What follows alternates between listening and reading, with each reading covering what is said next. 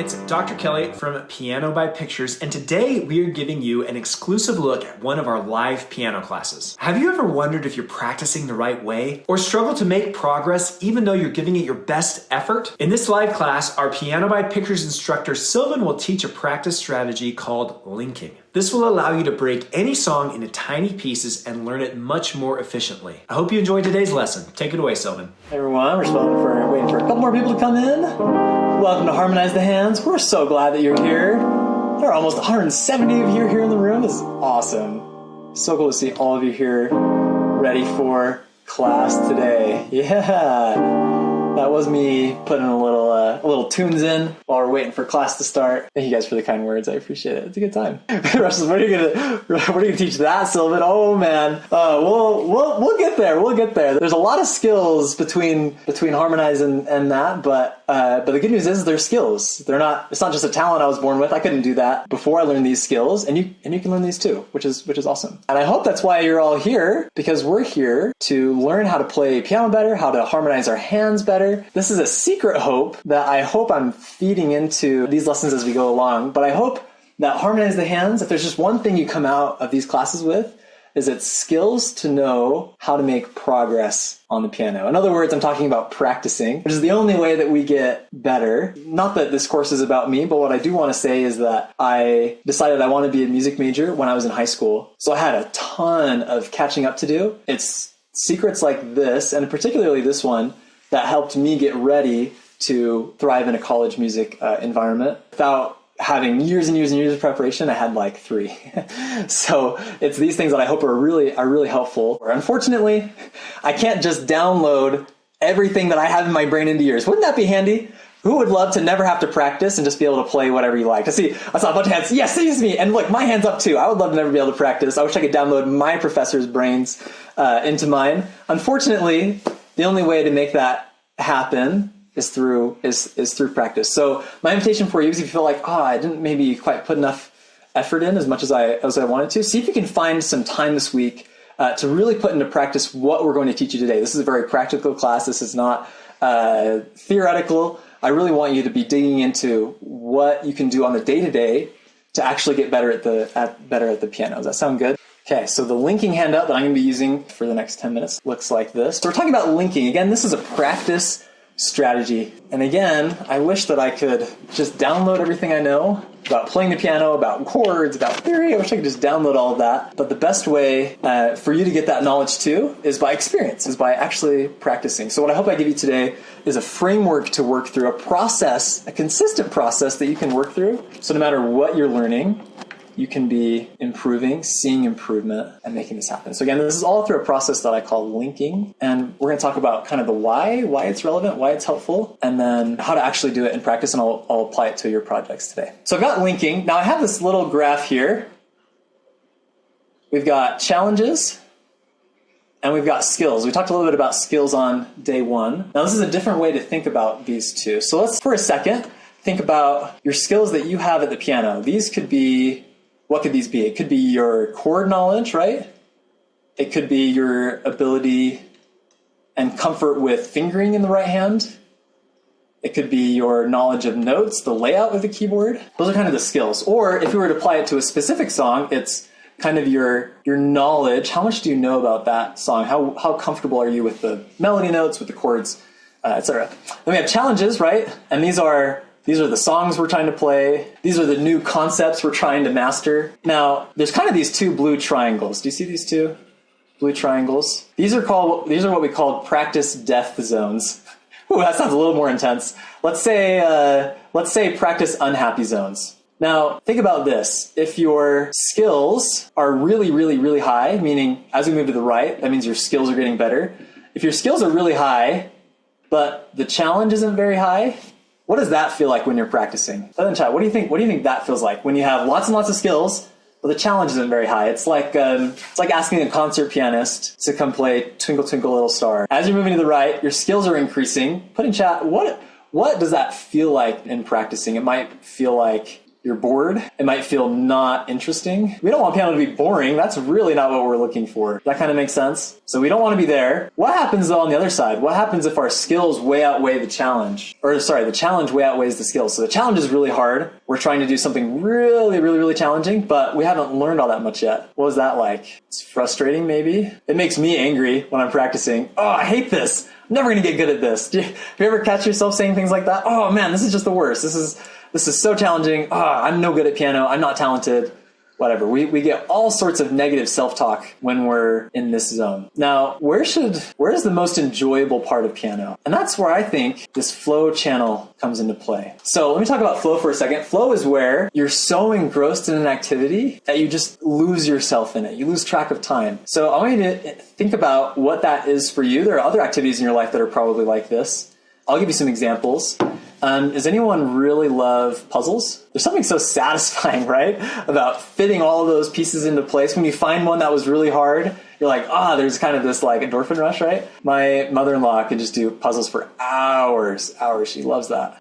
Think about, put in chat, what other things could this be like for you? Maybe you like gardening. You can just be in the garden working with the plants. You can just be there and you can just totally lose track of time. I'm curious, what are your ideas? What are those things? Some sewing, Sudoku, making cards. That's fun. Writing poetry, reading, crocheting. Yeah. So there's tons of these things that are in flow. What we want to do for you is how can we get piano to be your flow? Because that's where what you're challenged with is at the level of your skills or even just slightly above. It's like pushing you just a little bit. And that for me is so exciting. It's so exciting to be in that flow state. It's where I really love piano. I can just sit down at the piano and I can just play forever. I can just go and go and go and go. My wife has to remind me to get some dinner. So now you have an idea of flow. What can we do to make sure that we're in flow more often so that either we're not bored or we're not totally frustrated? I saw someone said that, oh man, this makes me feel dumb when I'm there. Oh, it's so sad. We don't want you to feel like that when you're playing piano. So what can we do? And that's where linking comes in.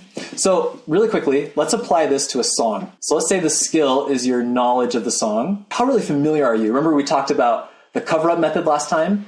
Help you get really familiar, move that song from short-term memory to long-term memory. And then challenge being how much of that song are you playing at a time? Now be honest here. Who's had a practice session where you pulled out a new song, you just tried to play it from start to finish? Be honest. Put your hand up if you've done that before. You just pulled out a new song, you're like, I just want to play it. How did it go? Okay, maybe it's good. Christina goes, yeah, not so great. Sometimes, if your skills are really high in piano in general, you might be able to get away with it. That's what we call sight reading. But most of the time, especially with new students, that lands you squarely up here. Do you see it? Do you see where I'm going with this? Do you see how this is fitting together? So what can we do? Well, the easiest, the most simple solution to put in is instead of trying to do this whole song at once, let's break it up into little pieces. If you start with a piece that's small enough, no matter where your skills are at, your skills could be at 0. No matter where your skills are at, if you start with a piece that's small enough, you can find flow. And it can be exciting, it can be enjoyable. But again, if you try and just do the whole dang thing at once, that's going to be really hard. So we want to make piano easy on ourselves rather than trying to make it hard. So let's talk about what linking is. If you have your project, go ahead and pull out your project. It could be Ode to Joy. It could be Lean on Me. It could be Amazing Grace. Doesn't matter. And we're going to talk you through each one of these in this process for linking. So linking has 3 steps. If you have your piece of paper, go ahead and add these 3 numbers with me. Step 1 is create a link. 2 is repeat to create a chain, and 3 is linked together 2 at a time. I know that create a link has 2 steps, and that's kind of confusing, but those are the 3 main steps. We create a link. I'll talk about that in a second. We repeat that link. We keep creating links to make a chain, and then we link together 2 links at a time. All right, everyone got that much so far? So let's start playing some music. Let's apply this to some music here really quick. So step 1, create a link. What is a link? A link is a small practice unit that you're going to repeat a little bit. And what's so cool about practicing with a small unit is that you can see progress right away. And I'll show you what I'm talking about here in a second. So let's say we're doing Ode to Joy. I'll talk about some other examples in a second. Okay, so let's say we're working on Ode to Joy. Now, how do we create a link? What is a link? How do we create it? So my suggestion is that you draw it like this. You don't have to do it this way. This is my personal preference. But again, step 1 is draw a link. So what we're going to do is we're going to select between 4 and 6 notes. And I want you to put a little bracket around it like this. So go ahead and grab your pencil if you have Ode to Joy, do this. If you're on a different project, say you're on Amazing Grace or you're on Lean on Me, again, pick some section of notes that is between 4 and 6 notes long. So this is draw a link. Again, I know it doesn't look like a chain link, but you get the idea. It's a section of notes. Now what we're going to do, go back to step 2, is we're going to repeat that 5 times. So if you're on the beginner project and you're still new to the piano, we're going to repeat these 4 notes 5 times in a row. If you're feeling more comfortable with Ode to Joy, you can do that hands together, or HT in my lingo. Or if you're more new, you can do it hands separate. So I'm going to give you 30 seconds. You probably won't be able to get all 5 reps in, but I want you to, again, pick a part of your piece. Again, 4 to 6 notes, draw your link. Then you're going to play that over 4 times. So if I was playing this 5 times. So if I was playing this, it would look like this. I'm going to do, if I was doing it hands together, just slow, just easy. Okay, that's enough. So now I've played the link. Now I'm going to go back and repeat it again. Now, can I give you a warning really quick? A lot of you are going to want to just, woohoo, we're just going to play on. I can play the song.